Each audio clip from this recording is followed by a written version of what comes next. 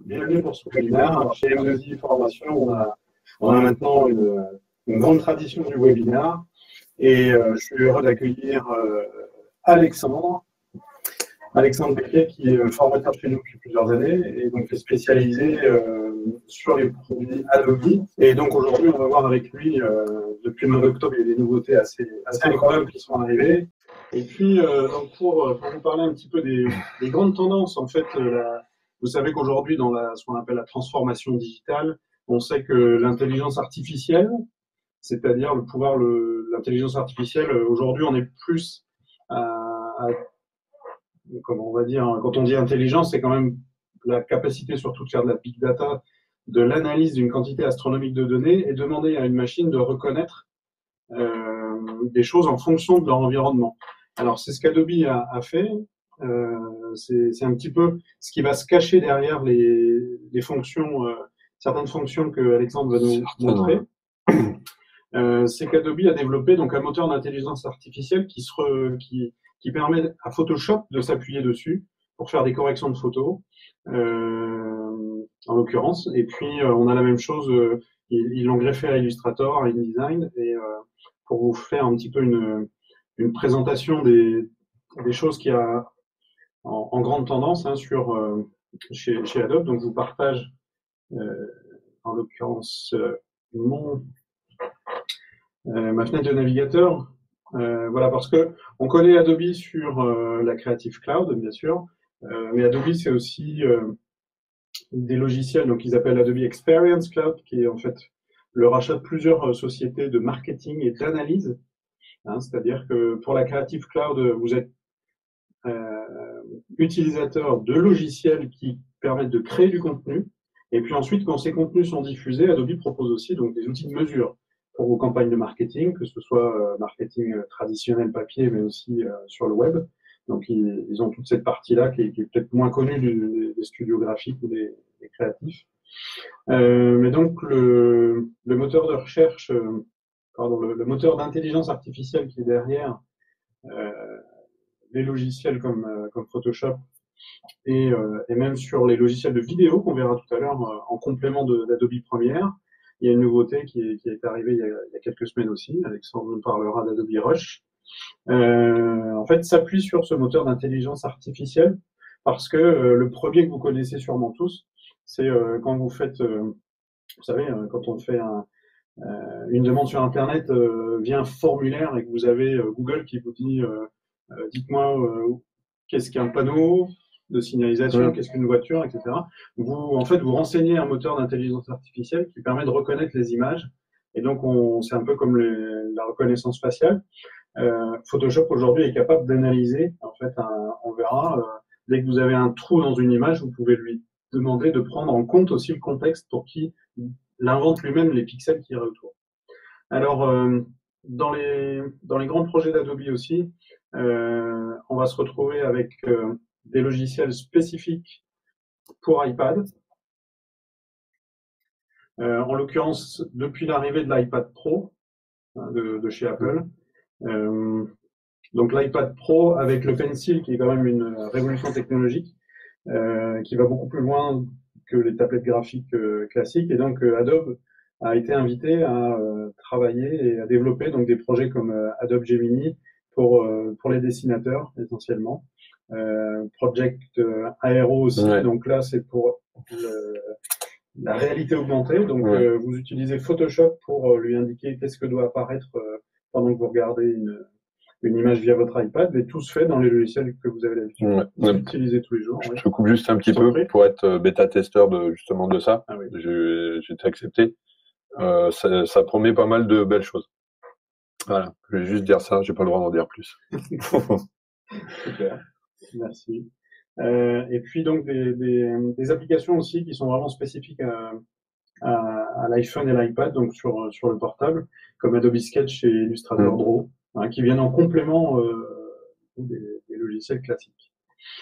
Voilà rapidement. Donc Alexandre va vous parler de fonctionnalités très précises. Alors on va bien sûr pas avoir le temps de les voir toutes dans le détail, mais en tout cas des démonstrations Ils vont surtout vous amener sur des fonctionnalités. Nous, ce qu'on cherche, c'est à gagner du temps, Ouais. surtout pour les corrections de texte, à gagner du temps sur le traitement de l'image, et puis trouver de la créativité, peut-être. Bah, je dirais qu'en fait, c'est automatiser les tâches répétitives. Alors, excusez-moi pour la voix, hein. J'ai fait un petit peu trop de formation et j'espère que ça va bien passer. En fait, c'est s'affranchir d'un maximum de tâches répétitives et de garder du temps pour la créativité. Donc, c'est pour ça qu'on a plein d'outils qui sont arrivés voilà, dans InDesign, Photoshop, Illustrator, XD, Rush, Dimension, voilà, on en a plein. Donc on a fait le parti pris d'en choisir quelques-unes. Vous aurez tout le loisir de regarder. On montrera aussi toutes les évolutions qu'il y a eu. Ok. Et donc on va commencer. On commence. C'est Ok. parti. Donc je partage. Hop, le petit le petit slide pour que vous puissiez voir. Donc ce qu'on va faire. Donc on va parler des nouveautés de CC 2019. Et c'est moi qui veux vous en parler. Donc moi, c'est Alexandre Becquet, je suis formateur et Vincent l'a très bien expliqué chez M2I, en plus d'être un créa, donc je fais les deux. Et on va commencer par InDesign. Donc InDesign, je voudrais vous montrer deux petites choses justement qui rejoignent les propos de Vincent. Je vais commencer par vous montrer l'ajustement d'après le contenu. Alors, hop, je vais prendre mon petit InDesign et je vais donc vous partager mon écran, ce sera beaucoup mieux. Voilà, puis je rappelle aussi que si vous avez des questions, on passera par l'écrit, par la zone de chat, mais on fera en fin de session, quelques minutes avant la fin de la session. Voilà. Est-ce que tout le monde voit bien mon écran? Logiquement, ça devrait être... Voilà. Ok. Là, je vous ai préparé deux pages avec des formes. Vous voyez, j'ai fait exprès de faire des formes un peu très différentes. Dans InDesign, la nouvelle chose qui se trouve dans les préférences, je vous montrerai ensuite où ça se trouve, c'est on a ajustement d'après le contenu. Ici, je vais le désactiver pour rester comme avant. Et je vais prendre 2, 4, 6, c'est 6 images. Je vais venir les placer. Et si je place les images comme je le fais, voilà, je pourrais le faire habituellement, j'ai rien préparé, je voudrais juste les mettre là. InDesign, c'est sympa, il peut me les mettre, mais voilà, il va pas forcément me les placer comme je le souhaiterais.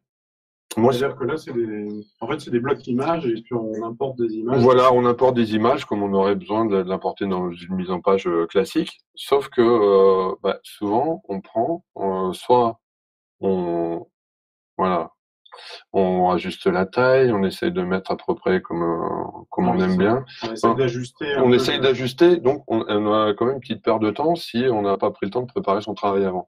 Et même en le préparant, souvent, on a même des choses à revoir.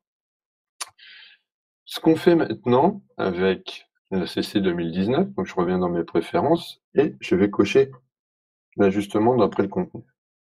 Et je vais reprendre ici mêmes images. Et donc vous voyez, hein, j'ai bien un petit 6 qui est entre parenthèses et les parenthèses dans l'image qui vont me dire ça va fonctionner. Qu'est-ce qui se passe quand je place l'image? Vous voyez déjà tout de suite la première différence. J'ai pas besoin de rechercher quoi que ce soit. C'est-à-dire qu'en fait, il a une analyse de l'image et il arrive à détecter en fait quels sont les objets principaux dans l'image, c'est ça? Exactement, c'est ça. En fait, il analyse l'image, c'est ce que j'ai dit tout à l'heure, il y a avec Sensei, c'est Sensei derrière, qui analyse l'image et qui le place d'après son parcours et d'après ce que lui connaît sur l'image. Donc ce sont des images Adobe Stock. Donc ici, si je mets, hop, on va mettre les mêmes. Vous voyez, on voit vraiment la différence. Ouais, là, on voit qu'il a... Il a quand même analysé rien que sur l'étoile. Donc j'avais fait exprès de mettre l'étoile parce que c'est une forme assez compliquée. On pourrait dire, bah oui, dans une ellipse ou dans un rectangle, c'est facile à faire, même voilà dans un ovale. Mais là, je trouve que c'est pas mal juste dans l'étoile. Par rapport à ici, on a quand même vraiment quelque chose de différent. Et dans celle-ci, vous allez voir, logiquement, vous voyez, là, on a quand même un rectangle qui est assez assez étroit et il fait bien le job. Donc moi je trouve ça pas mal. Ici c'est une forme un peu bizarre évidemment, mais il a quand même trouvé le moyen de me mettre le papillon pas trop mal pour pas se retrouver ici en train de rechercher notre papillon, d'essayer de le placer et une galère un petit peu. C'est vrai que c'est un petit peu tout l'intérêt du cloud, même si ça a fait un peu grincer des dents.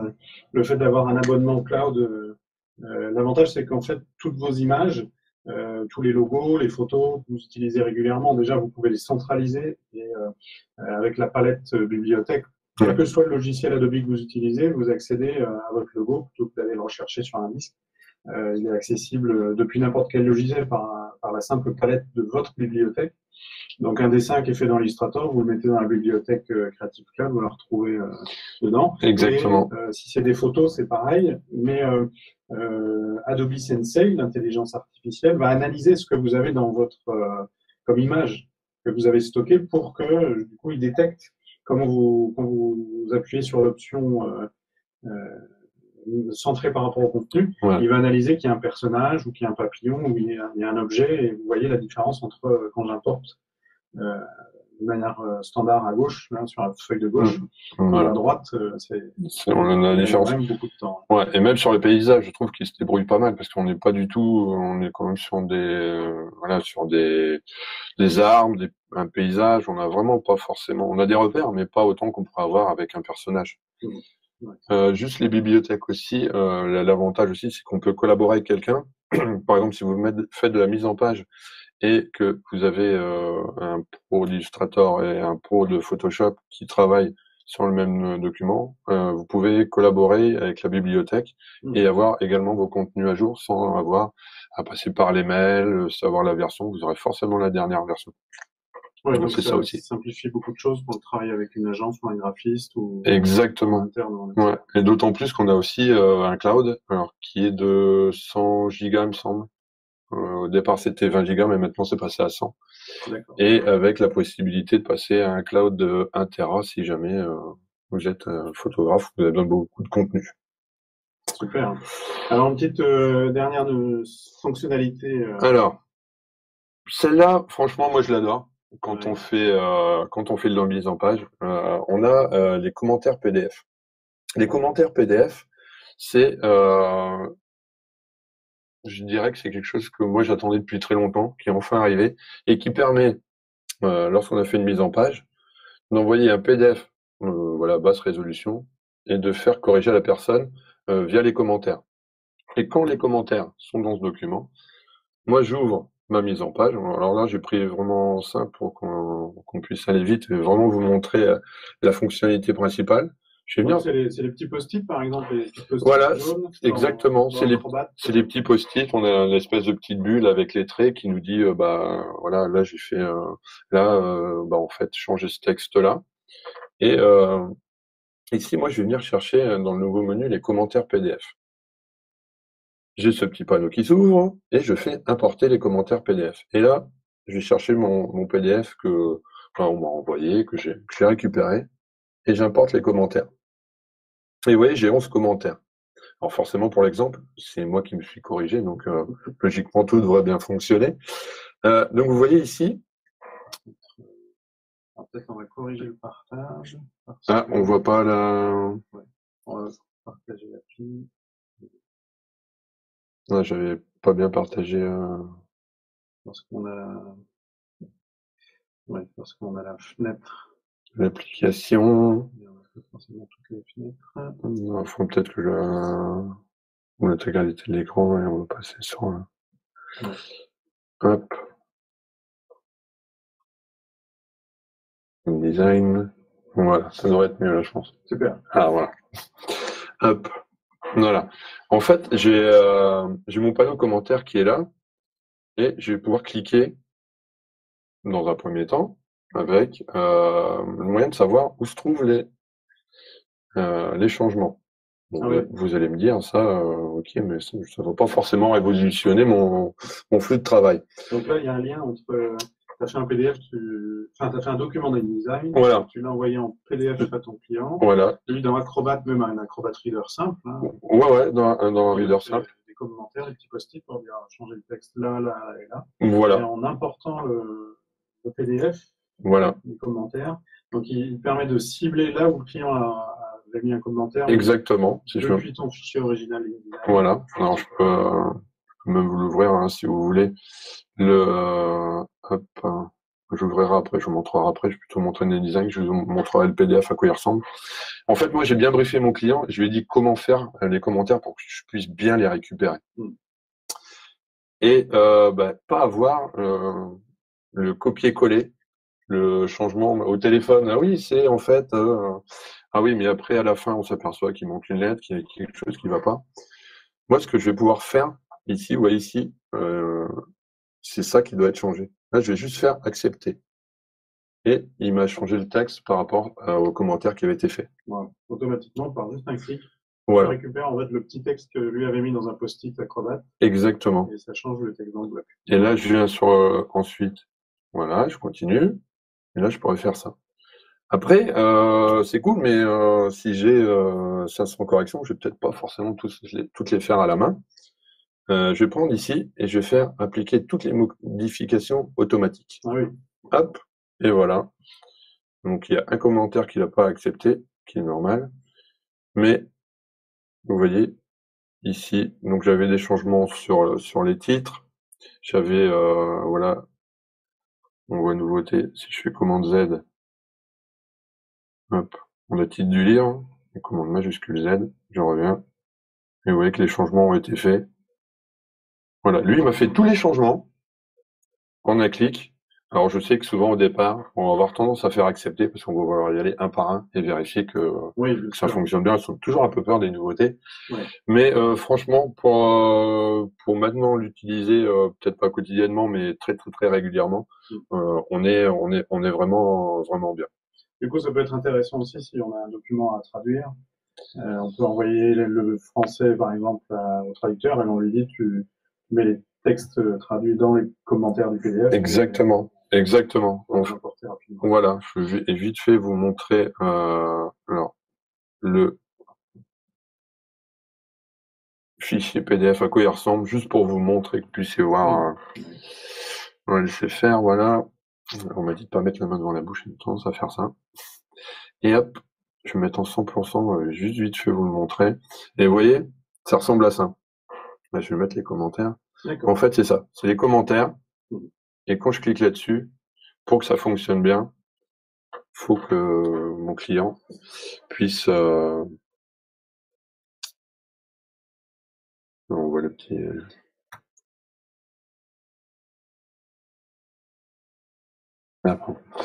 voilà, c'est ça. On a le petit panneau là. Il faut que mon client utilise ça à tout prix.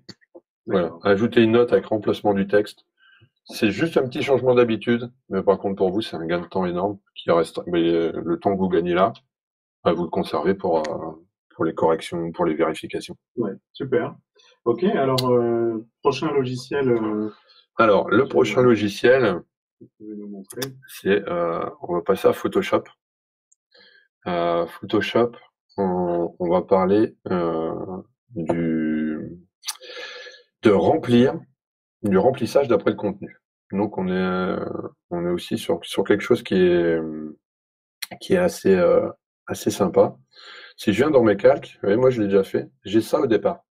J'ai mon papillon et en fait il me manque un morceau. Donc pour tous ceux qui font du Photoshop, on a quand même, on sait le temps que ça peut prendre, comment on peut faire, on a des divers outils, voilà, de l'outil pièce, etc. Ici, moi, je vais me servir de cette nouvelle fonctionnalité. Donc, je vais juste sélectionner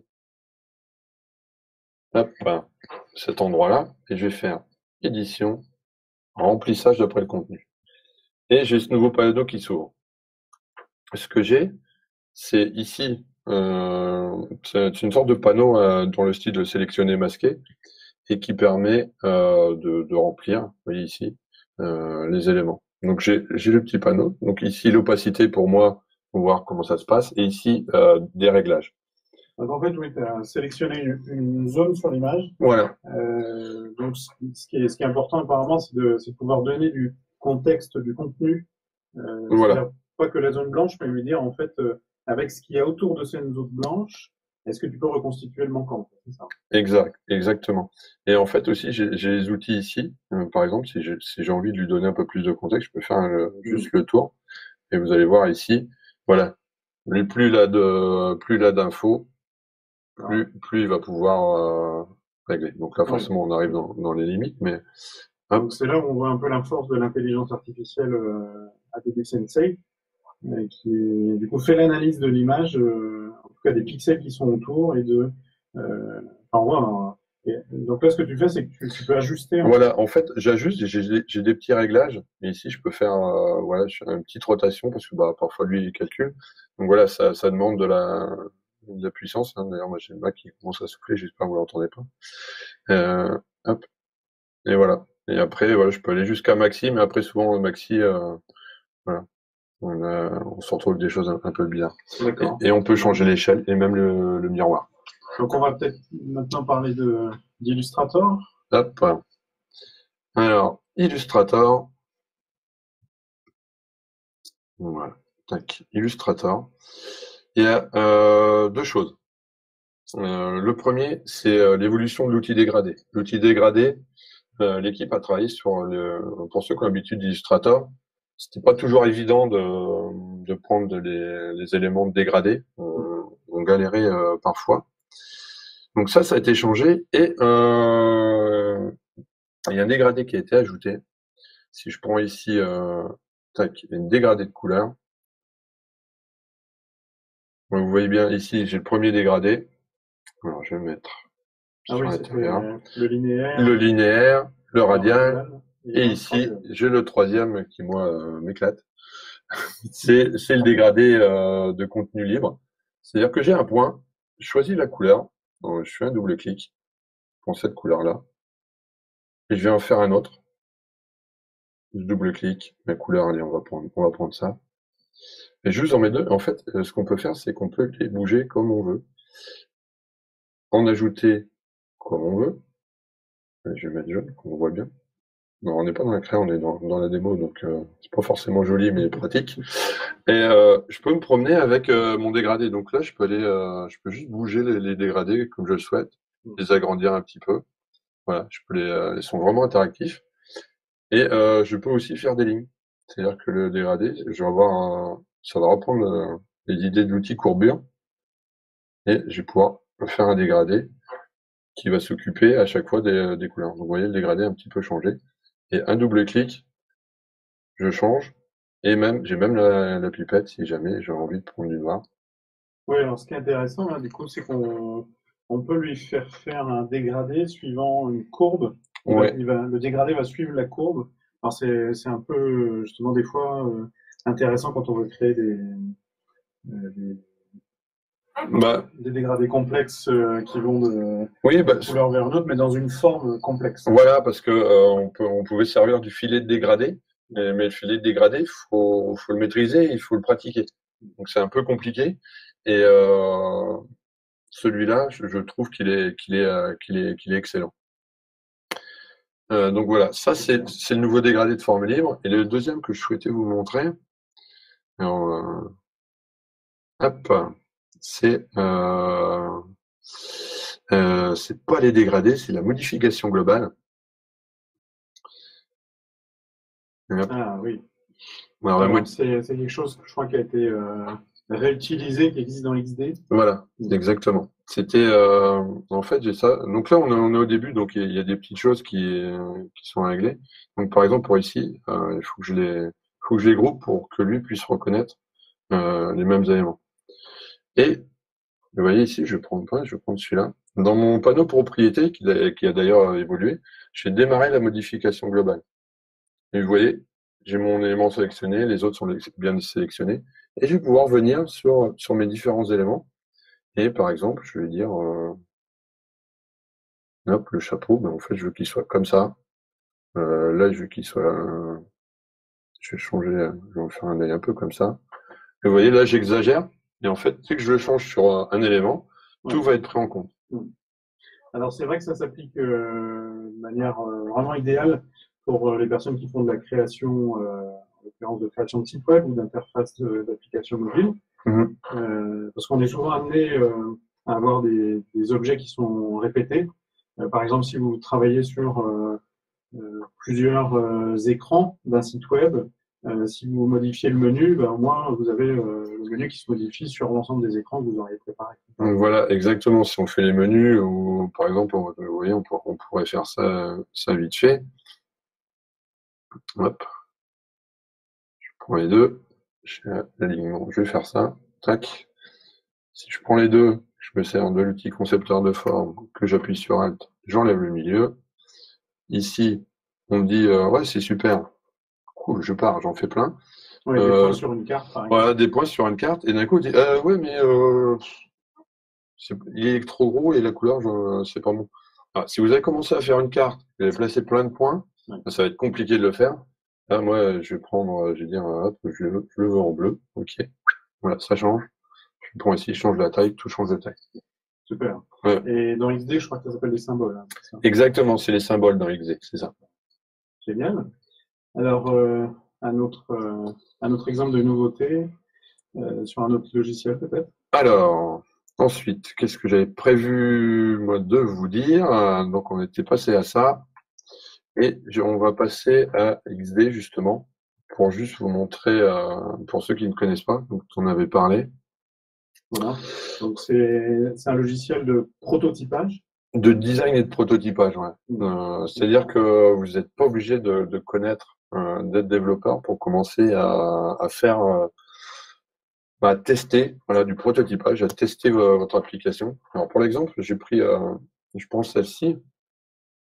Alors, ce qu'on peut dire aussi sur XD, donc c'est un logiciel de conception donc d'interface de site web et d'appli, et que c'est du dessin vectoriel. Voilà, En fait, c'est assez simple d'accès. Voilà, c'est du vectoriel. Petite précision, depuis peu, on peut ouvrir ses maquettes Illustrator et Photoshop avec. Voilà. Donc lui, il va les reconnaître. Super.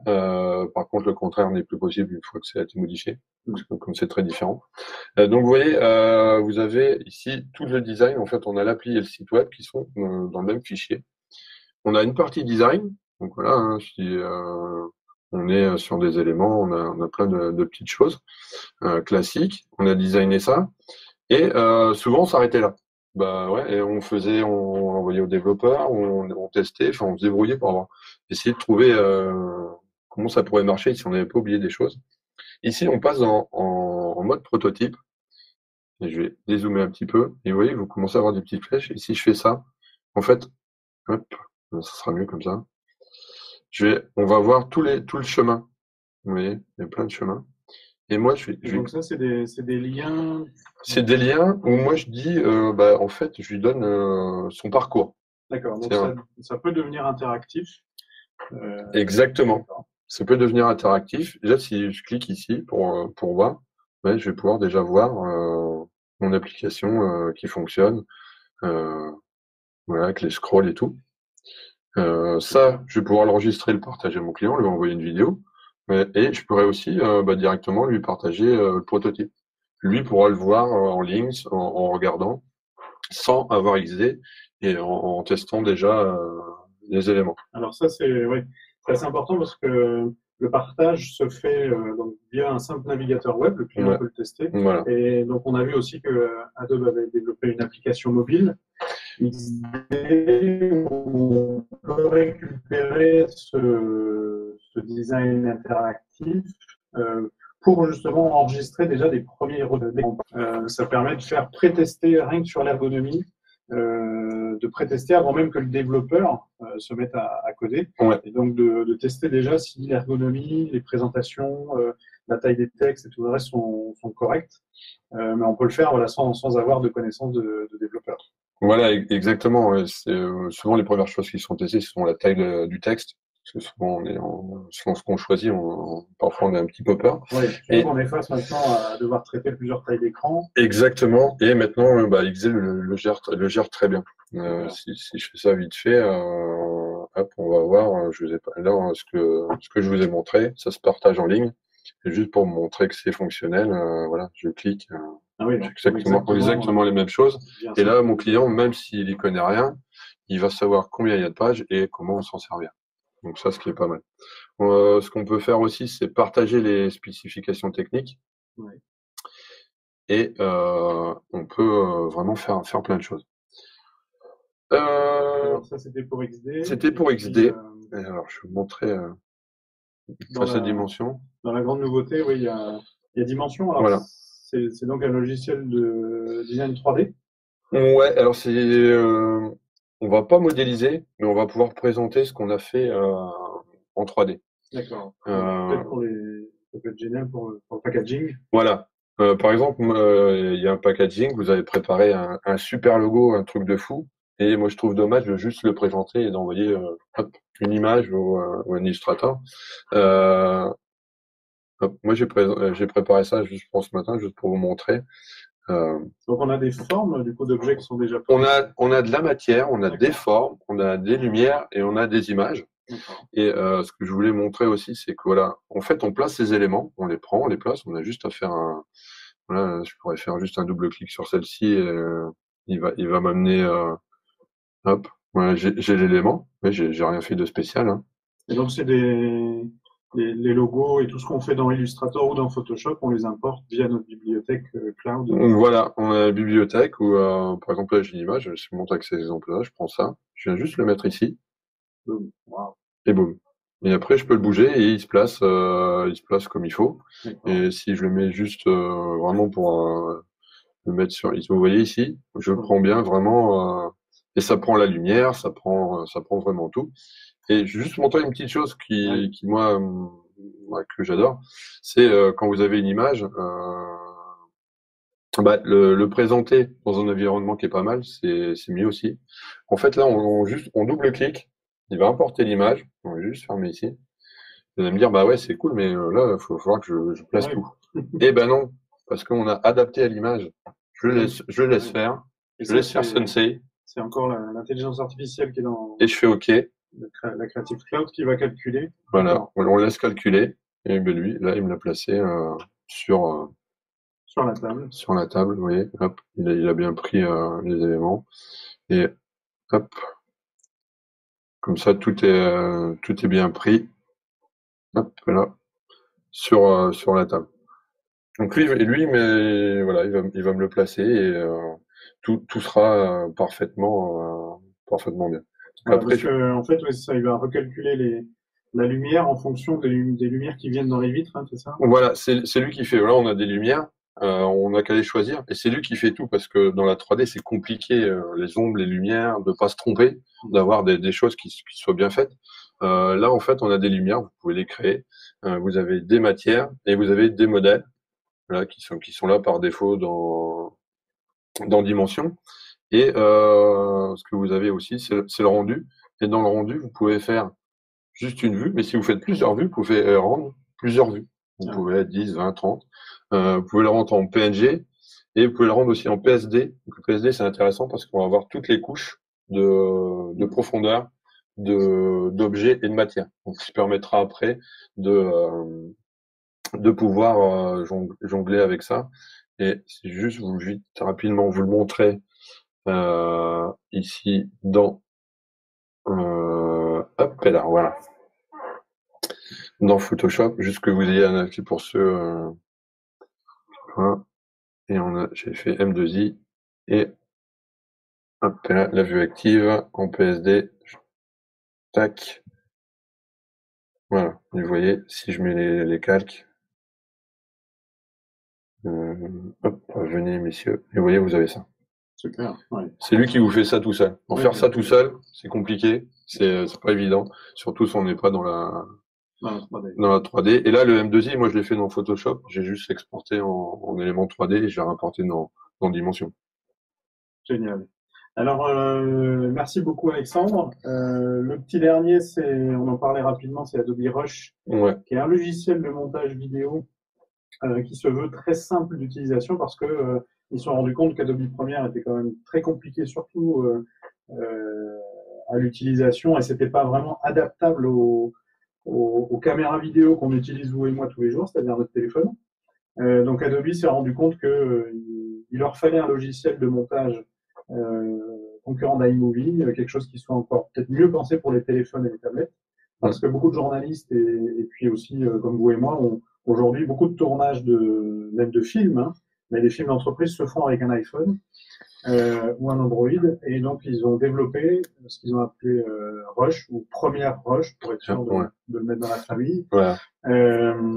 Et donc il est disponible sur iPhone, sur Android, mais aussi sur Mac et PC, et dont les projets peuvent être déjà facilement, quand vous montez, vous avez déjà des choses prédéfinies sur les effets de texte et les transitions. Et puis aussi, donc la grosse nouveauté, c'est surtout le partage, c'est que c'est un logiciel qui va exporter au format. Par exemple, si vous voulez formater votre vidéo pour Facebook, il a déjà tous les paramètres qui vont bien. Exporter sur YouTube, même chose, c'est juste un clic. Lui s'occupe du formatage, que ce soit pour. Quand je fais partager, j'ai juste à choisir. Du Instagram, du YouTube. YouTube, Facebook, Instagram et Behance. Génial. Voilà. Et ce qui est intéressant aussi, c'est que les projets qu'on réalise, les projets de montage vidéo qu'on réalise sous Adobe Rush peuvent être réimportés dans Adobe Premiere pour des stations de montage plus importantes. Ça peut être intéressant quand on est un client ou une petite agence où on travaille avec des gens dans la vidéo, juste pour leur montrer ce qu'on aimerait. Et eux pourront le récupérer très facilement dans Premiere et voilà, utiliser les outils de fou qu'il y a dans Premiere. Ouais, génial. Merci beaucoup Alexandre. Écoute, de rien, j'espère que ma voix ça n'a pas été trop bizarre à entendre. Non, super. Et puis on est à votre disposition si vous avez des questions via la zone de chat. On est ouvert aux questions. On est disponible. Et puis en attendant, peut-être on peut montrer les dates. Ouais, je vais montrer les dates.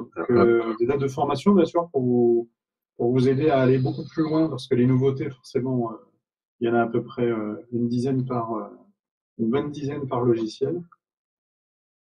Et puis vous pouvez mettre aussi vos commentaires via la zone de chat. Mais Laurence, qui est très intéressant. Merci. Ouais, merci beaucoup. Merci Laurence. Voilà. Alors qu'on a 2 jours en janvier. Je te laisse plutôt en parler. Oui, c'est-à-dire qu'on vous propose, en tout cas, toutes les personnes qui sont inscrites au webinaire, déjà de vous faire une offre au niveau tarifaire, bien sûr, pour vous remercier. Et puis, Alexandre, donc on a ouvert une session les 14 et 15 janvier. Alors, c'est pas les seuls qui auront, bien sûr, l'année prochaine. On peut aussi créer des sessions spécialement pour vous, en fonction des dates qui vous intéressent.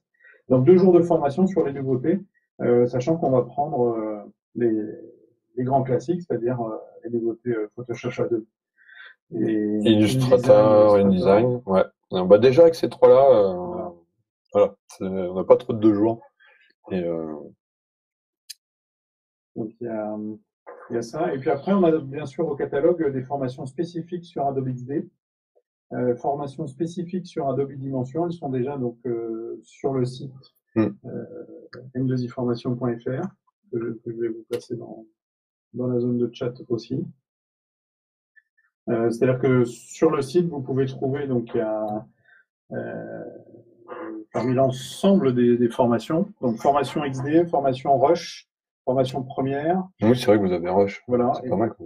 Et puis sur les personnes qui veulent faire vraiment que du Photoshop pour aller plus loin, on a aussi. Parce qu'Alexandre, tu fais aussi chaque logiciel, des fois 5 jours même sur Photoshop. Ouais, ou 5 jours sur Illustrator, ou 5 jours sur InDesign. Ouais, ça c'est cool. Et puis, comme il y a plein de choses à dire, voilà, on s'ennuie pas. C'est clair. Surtout chez M2I. N'hésitez pas à bien regarder le catalogue parce que même moi je suis surpris quand je vérifie les formations d'avoir autant de formations et surtout d'avoir des gens qui entourent et qui accueillent qui sont vraiment bien. Donc ça permet d'avoir des formations aux petits oignons. Non, là je vais aux petits oignons, je peux dire. Ouais. Surtout que l'idée, oui, on sait que l'important, c'est que la formation soit adaptée à vous, à ce que vous avez besoin, et donc on fait rarement du cours magistral. Hein. Je sais qu'Alexandre fait attention à ça aussi. L'idée, c'est pas de montrer que tu sais plein de choses, mais au contraire, que tout le monde puisse repartir autonome. Voilà, moi, le but des formations, c'est que les gens puissent repartir avec voilà, un niveau en plus, quoi, enfin, des acquis euh, supplémentaires qui vont permettre d'avoir ça. Hein. C'est ma dernière formation, c'était ça. C'était encore merci. On a appris plein de choses. Je me débrouille pour toujours renouveler, essayé d'être le plus efficace possible et en rapport avec ce que vous demandez, parce que c'est très important. Alors, une première question, enfin, une autre question de Morgan, c'était quelle formation conseillez-vous pour les personnes totalement novices? Je dirais que ça dépend de l'orientation. On est plus sur le print, le digital, des choses comme ça. Parce que Oui, faut pour déjà moi, c'est voir. ça, ouais. Faudrait déjà voir si on est plus voilà, digital, print ou créa. Après, bon, après, je dirais que moi, commencer par la trilogie des Illustrator, Photoshop, InDesign, c'est pas anodin parce que d'avoir des bonnes bases, ça vous permet ensuite de vous orienter vers vraiment ce que vous voulez. Et puis en général, quand vous commencez à connaître l'interface d'un logiciel, deux ou trois, vous êtes beaucoup moins perturbé quand vous voulez changer de logiciel. Oui, donc on peut bâtir justement Après, oui, des formations initiation. Donc il y en a sur chacun des logiciels et on fait des packs aussi sur les trois principaux. Ce qui faudrait, c'est peut-être demander justement à Virginie Mazza, qui est la responsable du secteur des formations de création, des logiciels de création, lui demander justement, en fonction de vous, de ce que vous allez faire, est-ce que c'est pour publier des documents papier ou est-ce que c'est pour publier sur le web ou les deux? Ça, c'est ce qu'il faudra regarder ensemble. Et il existe aussi, alors pour la question de Carole, est-ce qu'elles sont valables pour les personnes qui sont sur CS6? Alors, on a justement, je vous envoie le lien là, c'est une formation qui est spécifique pour la transition entre les personnes qui sont sur CS6 pour passer sur la CC. Donc, il y a une formation qu'on fait pour vous montrer justement qu'est-ce qui a vraiment changé et que vous puissiez vous retrouver facilement. Donc, ça existe, oui. D'ailleurs, la CSI, c'est sur la Creative Cloud. C'est pas tout à fait exactement le même, mais le CS6, c'est sur la Creative Cloud, donc on va de CS6 jusqu'à la dernière.